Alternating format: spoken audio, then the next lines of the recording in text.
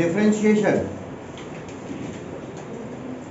Topic लिख लो differentiation. तो इसमें तीन चीजों की जरूरत पड़ेगी। पहला, तीन बेसिक टर्म है, कांस्टेंट, ठीक है, दूसरा वेरिएबल और तीसरा फंक्शन, ठीक है।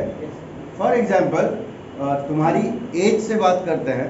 जब तुम पैदा हुए, है ना, उस समय तुम कितने दिन के हुए? 0 या 1 दिन के, है ना।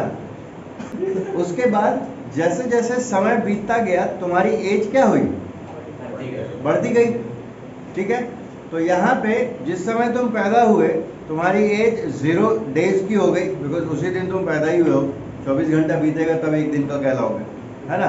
तो 0 वो तुम्हारा फिक्स हो गया, कांस्टेंट हो गया, वो अब कभी नहीं बदलेगी। दोबारा थोड़े पैदा हो गए, करे बाप रे 2 ही किलो के हैं, चलो वापस जाते हैं, फिर 2 दिन बाद आएंगे 4 kg का बन के। ऐसा नहीं ना होता है, ठीक है। तो वो चीज, इनिशियल चीज क्या हो गई? कांस्टेंट। अब दूसरी बात, जैसे जैसे समय बीत रहा है ना, तो क्या बदल रहा है? एज बढ़ता जा रहा है। मतलब एज किस पे डिपेंड कर रहा है? समय पे, है ना। तो समय तुम्हारा जो है वो हमने वेरिएबल मान लिया, ठीक। और एज किस पे डिपेंड कर रहा है? उस समय पे। तो एज इज योर फंक्शन, किसका? टाइम का। टाइम हो गया वेरिएबल, क्योंकि टाइम बदल रहा है तो एज भी बदल रहा है, ठीक है। और इनिशियल जो तुम्हारी चीजें थी दैट इज कांस्टेंट, ठीक। क्लियर है ये चीज? दूसरा, तुम्हारी लंबाई से भी बात कर सकते हो कि जिस समय तुम्हारा बर्थ हुआ उस समय मान लो तुम 1.5 फीट के थे, ठीक। आज की डेट में तुम जो है सो 6 फीट के हो गए। तो अगर अभी तुम्हारी उम्र 16 साल हो गई तो स्टार्टिंग फ्रॉम 0 to 16 ईयर्स तुम्हारी हाइट बढ़ती चली गई। तो height is function of time, ठीक है। टाइम जो है वो यहाँ पे वेरिएबल क्वांटिटी हो गई जिसके ऊपर हाइट डिपेंड कर रही है, ठीक। तो ये 3 टर्म्स हैं डिफरेंशिएशन में, कांस्टेंट, वेरिएबल और फंक्शन, ठीक है। फिजिक्स के टर्म्स में अगर बात करें तो डिस्प्लेसमेंट और टाइम। टाइम हो गया वेरिएबल क्वांटिटी, डिस्प्लेसमेंट उस पर डिपेंड कर रहा है। ऑब्जेक्ट अगर मोशन में है तो डिस्प्लेसमेंट होता रहेगा कुछ ना कुछ, जिसके कारण total displacement bye total time से हम लोग वेलोसिटी निकाल सकते हैं। अगेन वेलोसिटी भी चेंज हो सकती है, तो total change in velocity by total time taken acceleration दे देगा, ठीक, ठीक है।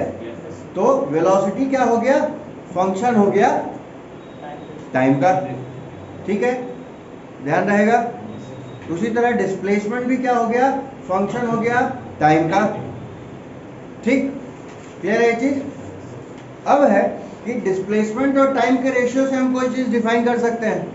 सिमिलरली वेलोसिटी और टाइम के रेशियो से हम कुछ चीज डिफाइन कर सकते हैं, है ना। तो जो चीजें हम डिफाइन करते हैं वो 2 तरह की होती है। पहली एवरेज वैल्यू, ठीक है, दूसरा इंस्टेंटेनियस वैल्यू। तो फुटबॉल का प्लेयर दौड़ रहा है फुटबॉल लेके और सीधा जाते जाते अचानक उसने राइट टर्न ले लिया। तो राइट टर्न लेते लेते समय तो वो एकदम एक झटके में टर्न ले लिया उसने, तो उसने उस दौरान 1 मीटर या 2 मीटर का डिस्टेंस कवर किया होगा, है ना, with in fraction of seconds. तो वो फ्रैक्शन ऑफ सेकेंड्स क्या है? बहुत छोटा टाइम इंटरवल है। वो 1 से 2 मीटर क्या है? बहुत छोटा सा डिस्टेंस है। तो उस छोटे से टाइम में जो rate of change in distance हुआ वो क्या देगा? इंस्टेंटेनियस स्पीड देगा। अगर डिस्प्लेसमेंट होता तो इंस्टेंटेनियस वेलोसिटी देता, और अगर वेलोसिटी में चेंज की बात करते बहुत छोटे टाइम इंटरवल में तो इंस्टेंटेनियस एक्सेलरेशन देता, ठीक। तो जब हम नॉर्मल केस में रेशियोज की बात करते हैं कि हाँ ये इतने घंटे में इतने किलोमीटर चला, है ना, तो वहां पे हमको मिलेगी एवरेज वैल्यू। और जब एकदम छोटे टाइम इंटरवल्स की हम बात कर रहे हो तब हमको मिलेगा इंस्टेंटेनियस वैल्यू। तो जो एवरेज वाला कैलकुलेशन है वो तो नॉर्मल डिवीजन से हमको पता चल जाता है, ठीक। लेकिन जो हमारा इंस्टेंटेनियस वाली बात है जिसमें बहुत छोटा टाइम इंटरवल है, वहां पे हमको रेशियो से काम नहीं होता, डिवीजन से काम नहीं होता, हमको वहां एक नया मैथमेटिकल प्रोसेस अप्लाई करना पड़ता है जो कहलाता है डिफरेंशिएशन। ठीक है, क्लियर है बात? तो अब मान लेते हैं कि कोई फंक्शन है y, किसका? x का। ठीक, इसको हम लिखेंगे कैसे? y is equals to f of x। ठीक, y क्या है? फंक्शन है x का। इसका क्या मतलब है? इसका मतलब है कि जब जब x की वैल्यू में चेंज आएंगे तब तब y की वैल्यू में चेंज होगा। ठीक, तो अगर x की वैल्यू में चेंज हुआ डेल x, तो मान लिया कि y की वैल्यू में चेंज हुआ डेल y, तो जो रेशियो होगा del y by del x वो सिंपली देगा एवरेज रेट ऑफ चेंज। किसका? y का। किसके रिस्पेक्ट में? x के रिस्पेक्ट में। ठीक, यहां पे अगर डेल x जो चेंज इन x हो रहा है उसकी वैल्यू अगर बहुत छोटी हो जाए, मतलब x में चेंज बहुत छोटा हो, इतना छोटा हो कि ऑलमोस्ट जीरो के बराबर हो, जिसको हम मैथ्स की भाषा में टेंड्स टू जीरो बोलते हैं, कि डेल x की वैल्यू टेंड्स टू जीरो या डेल x की वैल्यू अप्रोचेस टू जीरो। वो जीरो नहीं हो रही है लेकिन इतनी छोटी हो गई कि लगभग जीरो जैसी है। जैसे टाइम की वैल्यू में बात करें तो 0.00001 सेकेंड। अब सोचो कितना छोटा टाइम इंटरवल है, बट है ना, है ना? तो ये अप्रोचेस टू जीरो टाइप की वैल्यू हो गई। ठीक, तो जो एवरेज रेट ऑफ चेंज था del y by del x, इसमें जब हमने डेल एक्स की वैल्यू को अप्रोचेस टू जीरो कर दिया, तब जो ये रेशियो डिफाइन होगा, है ना, वो लिमिट की मदद से होगा। ठीक, और उस रेशियो को अब हम कहेंगे, इस स्थिति में जब del x approaches to zero है, हम इसको कहेंगे डेरिवेटिव। किसका? फंक्शन y का। किसके रिस्पेक्ट में? x के रिस्पेक्ट में। x वेरिएबल है। ठीक, जब del x approaches to zero होगा तो del y by del x क्या कहलाएगा? डेरिवेटिव ऑफ y कहलाएगा with respect to variable x। ठीक, इसी चीज को हम डिफरेंशिएशन के टर्म्स में लिखते हैं d by d x of y, या फिर dy बाई डी एक्स बोलते हैं। मतलब del y by del x की जगह dy बाई डी एक्स है। ठीक, तो ये dy बाई डी एक्स क्या है? डेरिवेटिव है। किसका? फंक्शन y का। किसके रिस्पेक्ट में? वेरिएबल x के रिस्पेक्ट में। ठीक है, और इस डेरिवेटिव का इस्तेमाल कहाँ होता है? Instantaneous rate of change define करने के लिए किसी भी फंक्शन का किसी वेरिएबल के रिस्पेक्ट में। जैसे डिस्प्लेसमेंट का instantaneous rate of change time के रिस्पेक्ट में, वेलोसिटी का instantaneous rate of change time के रिस्पेक्ट में।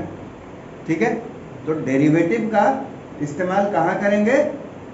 Instantaneous rate of change define करने में करेंगे। ठीक है बात? यहां तक कोई दिक्कत? तो इसको लिख लो। पहला पॉइंट लिख लो, कांस्टेंट। फटाफट लिखना। पहला पॉइंट लिख लो, कांस्टेंट। तो मैथ्स में कांस्टेंट का मतलब है वैसी क्वांटिटी जो मैथमेटिकल ऑपरेशंस में, मैथमेटिकल कैलकुलेशंस में चेंज ना हो। जैसे 5 की वैल्यू अपने मन से कहीं 4 नहीं कर देंगे, है ना, 5 ही रहेगा। ठीक, तो इसका डेफिनेशन लिख लो, quantity whose value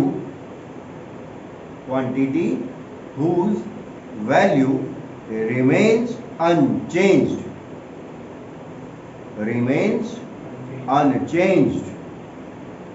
during mathematical operations.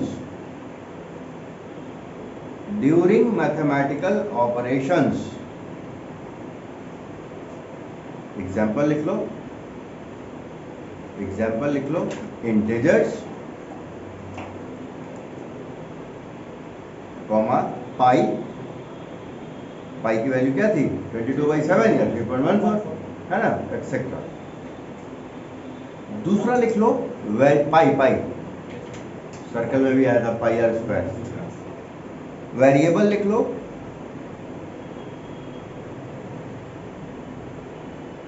a quantity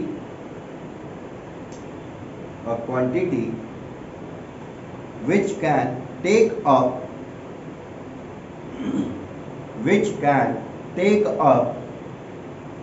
different values,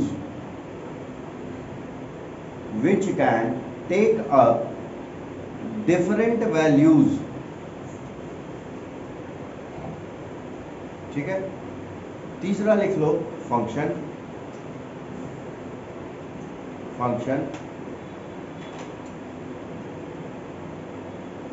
a quantity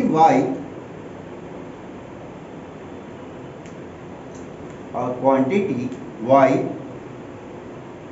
is called function of a variable x, comma, if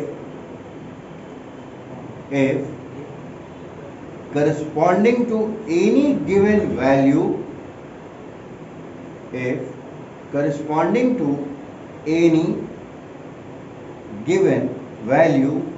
of x,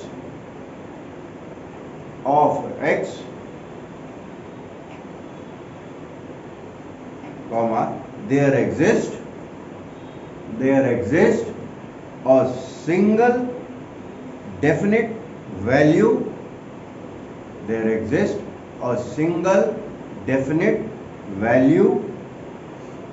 of y। ठीक।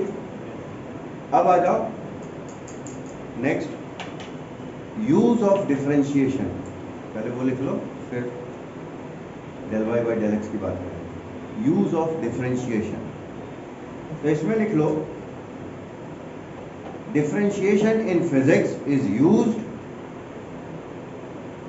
यूज ऑफ डिफरेंशिएशन, इसमें लिख लो differentiation in physics is used to define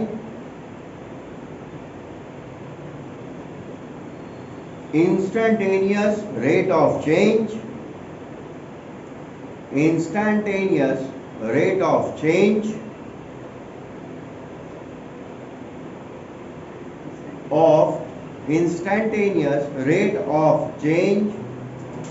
of the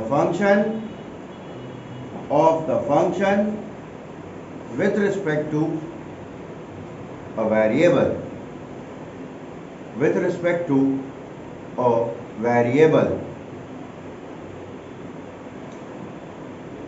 ठीक है। अब next point में लिख लो late, ये पैरा है 3-4 लाइन का, फटाफट लिख लो फिर कैलकुलेशन से। लेट y be y और b e b, let y be a function of x, that is, इसको कैसे लिखेंगे, y is equals to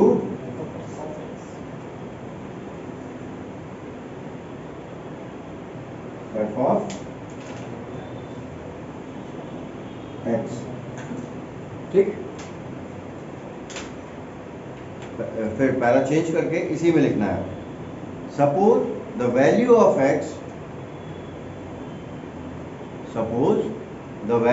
x increases by a small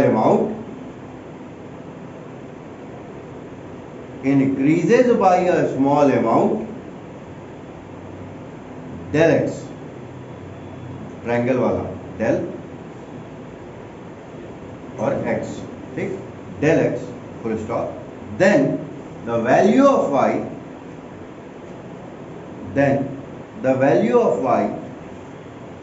also increases,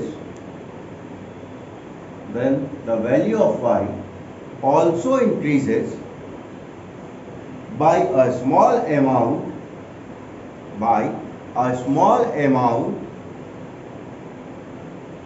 let del y, let del y, ठीक, para change करके लिखो इसी में, the ratio del y by del x, the ratio del y by del x, the ratio del y by del x is called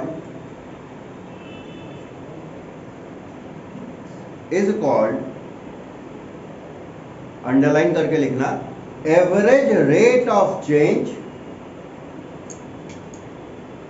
average rate of change of y with respect to x, with respect to x। ठीक, तो simply del y by del x average value हो गई। अब क्या करना था, del x की value को अप्रोचेस टू 0 कर देना है। ठीक, तो आगे लिखो पैरा चेंज करके, when del x approaches 0, when del x approaches 0, comma, the limiting value of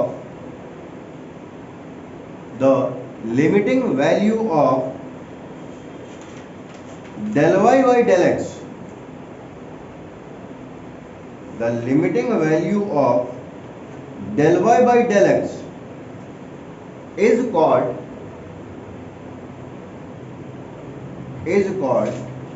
differential coefficient or derivative of y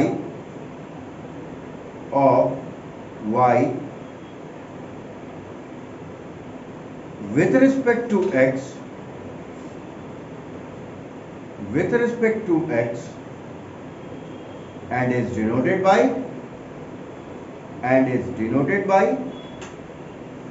dy by dx। ठीक, नीचे में नोट करके लिख लो physical significance of dy by dx। Physical significance का यहां मतलब है कि डेली लाइफ में क्या यूज इसका। Physical significance of dy by dx, dash देकर लिख लो, the derivative dy by dx, the derivative dy by dx gives the instantaneous rate of change,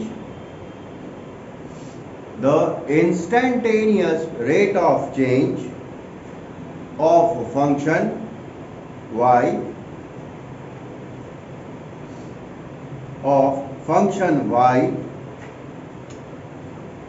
with respect to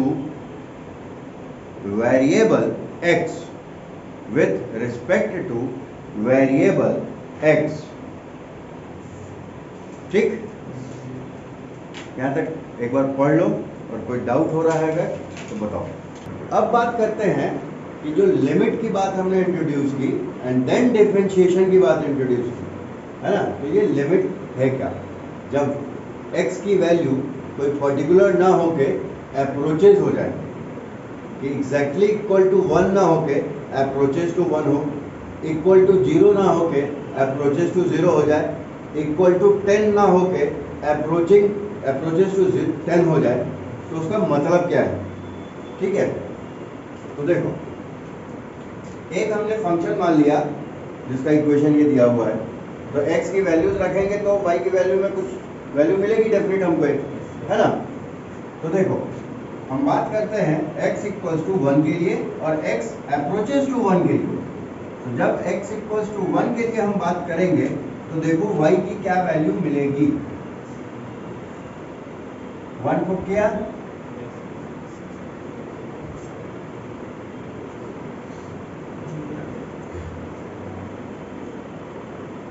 तो ये क्या हुआ 1 प्लस 6 माइनस 7 बाई 1 माइनस 1, तो ये क्या हो जाएगा अनडिफाइन हो जाएगा, नीचे भी 0 है ना, इसका कोई मतलब ही नहीं है। लेकिन क्या होगा अगर हम x अप्रोचेस टू 1 करें, मतलब x की वैल्यू 0.999 है या 0.998 है, इस तरह से, ठीक है। तो क्या होगा इसकी वैल्यू, तो इस केस में हम लिमिटिंग वैल्यू निकालते हैं। कैसे, तो x अप्रोचेस टू 1, ठीक। ऊपर वाली चीज को हम सिंप्लीफाई कर देते हैं। देखो जरा, x square plus 7x minus x करें तो फैक्टराइजेशन में टूटेगा।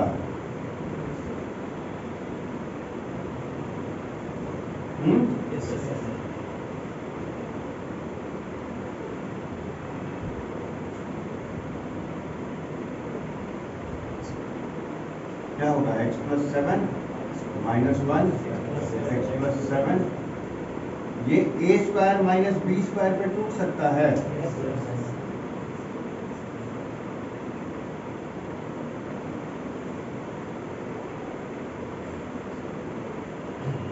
x प्लस 7 हो गया, ये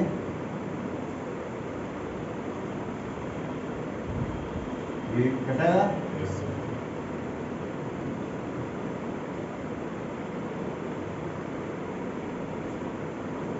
ठीक।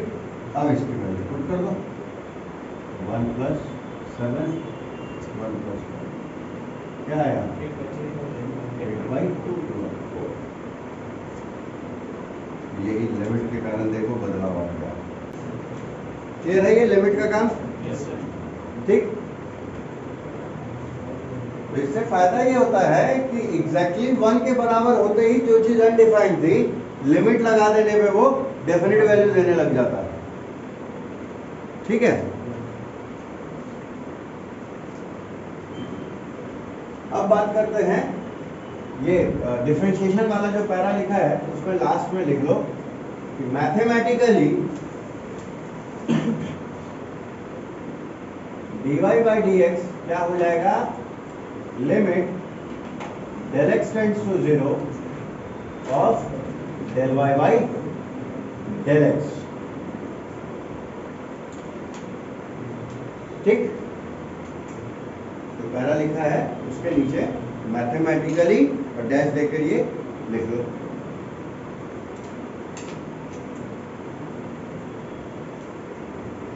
ठीक है। अब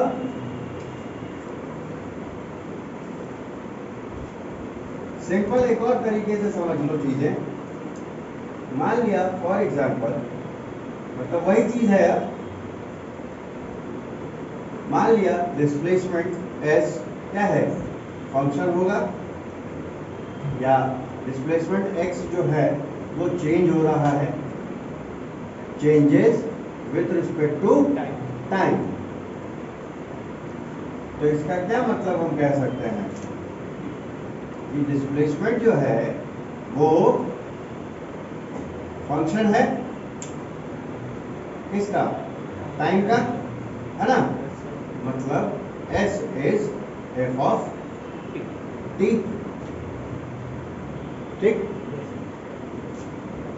तो जो s में चेंजेस होंगे वो दो तरीके से हो सकते हैं।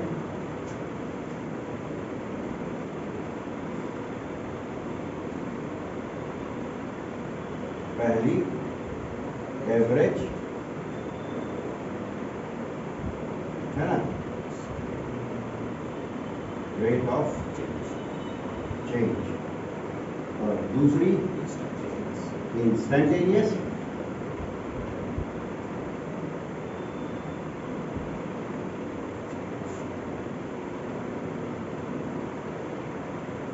ठीक है। तो एवरेज कैसे निकालेंगे, एवरेज में तो हो जाएगा सिंपली कि S2 minus S1 by T2 minus T1, मतलब अगर T1 पे डिस्प्लेसमेंट था S1, T2 पे था S2, तो क्या करेंगे, फाइनल डिस्प्लेसमेंट माइनस इनिशियल से माइनस वो कर देंगे, सब्सट्रैक्ट कर देंगे, है ना, टाइम इस तरह से निकाल लेंगे। या यही चीज को हम क्या लिख सकते हैं, del s by del t लिख सकते हैं, ठीक। तो ये क्या देगा हमको, ये हमको देगा एवरेज वेलोसिटी, ठीक। लेकिन इंस्टेंटेनियस में क्या है, v इंस्टेंटेनियस क्या होगा, तो लिमिटिंग वैल्यू होगी del t tends to 0 del s by del t, जिसको हम ds बाई dt लिख देंगे, है ना। इसमें कोई दिक्कत?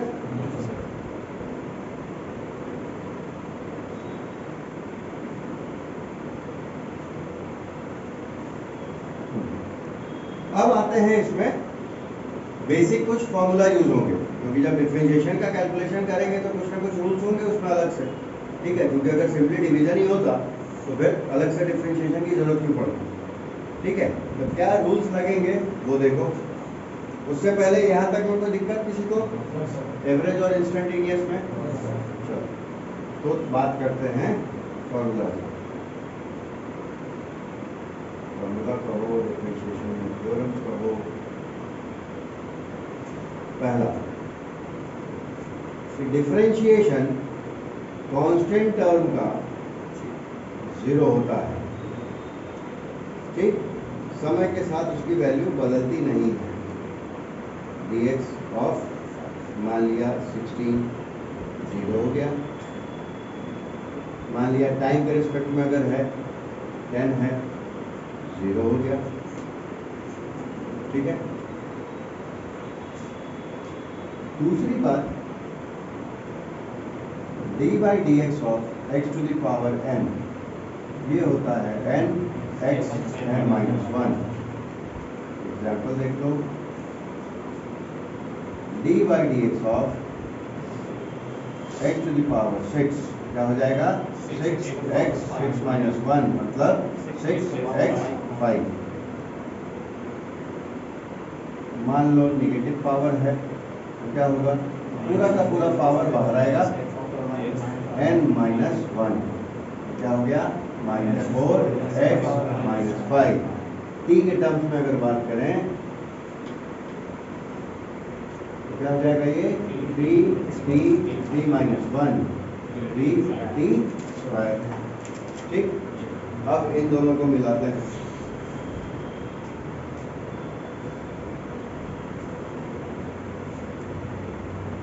c x to the power n, c यहाँ पे है कांस्टेंट, तो हम क्या करेंगे, c को बाहर निकाल लेंगे, है ना, और अब x to the power n वाला ये फॉर्मूला अप्लाई करेंगे।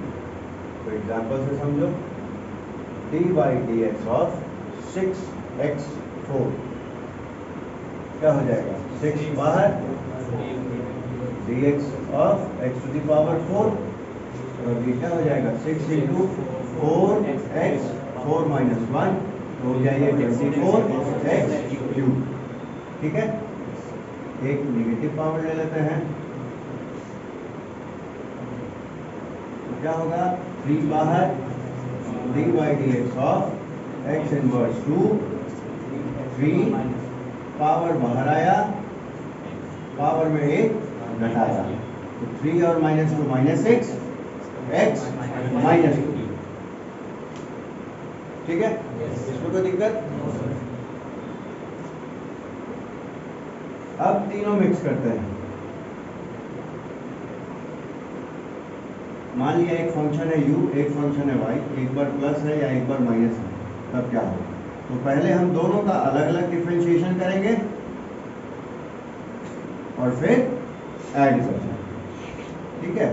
For example, D by d x of x cube plus 4 कितना, क्या करेंगे, D by d x of x cube करेंगे पहले, D by d x of 4 करेंगे, और चूंकि बीच में प्लस था इसलिए प्लस करेंगे, तो यहाँ हो जाएगा 3x 3 माइनस 1, और ये भाई साहब तो 0 हो जाएंगे, तो हो गया 3x स्क्वायर, आंसर, ठीक।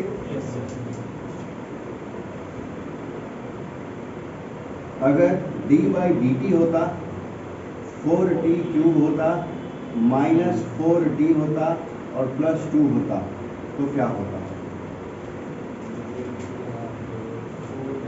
पहले तो अलग अलग करना है, 4t cube minus d/dt of 4t plus d/dt of 2। ठीक है, अब क्या करना है, कांस्टेंट मल्टीप्लाई में है इसलिए बाहर में आएगा। ठीक, बाहर में आएगा, t बच गया, t पे कुछ नहीं है मतलब पावर 1 है, 3t 3 minus 2 sorry 4 1t 1 minus 1, ये हो गया 12t स्क्वायर 4t 0 0 पावर किसी भी टर्म पे 1 होता है, 12t स्क्वायर माइनस 4 आंसर हो गया। ठीक है, इसमें कोई दिक्कत? अब इतना स्टेप नहीं करते हैं, डायरेक्ट करते हैं।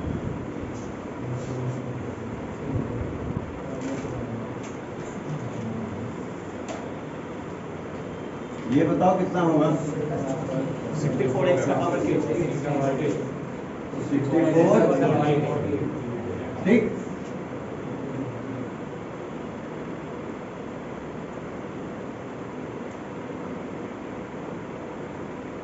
अब बताओ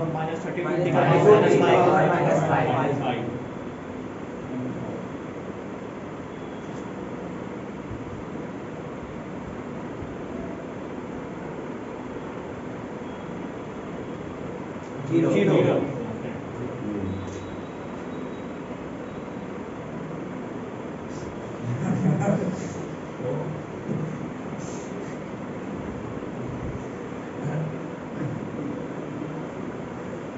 ये बताओ 8x क्यूब 8x क्यूब